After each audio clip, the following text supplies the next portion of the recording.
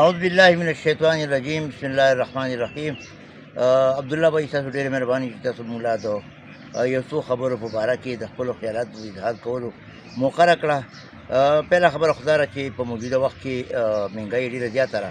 که موږ د ډیزل او پټرولو قیمتونو ته وګورو نو هغه هم د غریب د وس نه بار دي. زیاتره که پټرول ګاډي موږ سوچ وکړو نو په پټرول ګاډو کې زیاتره غټان کم خلک چې دي هغو پکې سفر کوي نو په هغې باندې د دې څه اثر نه پرېوځي.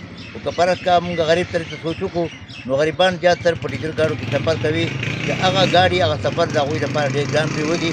حکومت وخت په وخت باندې د ډیزل او د پټرولو په قیمتونو کې زیاتۍ کوي. ټیک ده، حکومت ته به په دې کې څه مشکلات وي، خو بیا هم حکومت ته په دې خبره باندې ښه پوهېږي که په دې د ډیزل او د پټرولو په مد کې عوامو له ریلیف ورکړی شي نو کیدای شي چې د عوامو د موجوده حکومت نه د نفرت په ځای باندې د حکومت سره مینه محبت پیدا شي او د آینده لپاره بیا د خپل ځان لپاره مسایل پیدا نه کړي. مونږ د موجوده مرکزي حکومت نه د جناب امیر مقام صاحب نه زه مطالبه کوم چې هغه په دې باره کې د وزیر اعظم سره میلاو شي او د عوامو ته چې را کومې ستونزې دي د پټرول او د ډیزلو په مد کې او د بجلۍ په مد کې، ځکه چې د بجلۍ کوم ریټونه چې دي هغه هم ورو په ورو د یونټ په حساب سره زیاتېږي، کمیږي نه خو زیاتېږي. لهذا د بجلۍ چې کوم ریټونه دي په هغې کې هم کمی وکړي. بل دا چې نن سبا دغه غټ اخترو ورځې را نږدې دي او دلته کې چې کوم څاروي خرڅېږي هغوی په ریټونو کې ډېر زیات دغه دی. مونږ د څارویو چې کوم ډیلران دي هغوی نه مونږ مطالبه کوو چې د خدای د رضا لپاره هغوی په د قربانو کوم څاروي چې دیو خرڅوي نو په دیو کې لږ اعتدال پیدا کړي او دیو لکه دیو پکې مناسب هغه کومه ګټه چې ده هغه پکې وکړي. دومره ګټه پکې نه کوي چې هغه د قربانۍ لپاره کوم مسلمان څاروی اخلي او هغه د هغې د وس نه بهر وي نو ممکن ده چې د ګرانۍ له وجې نه به هغوی د قربانۍ نه به پاتې کېږي.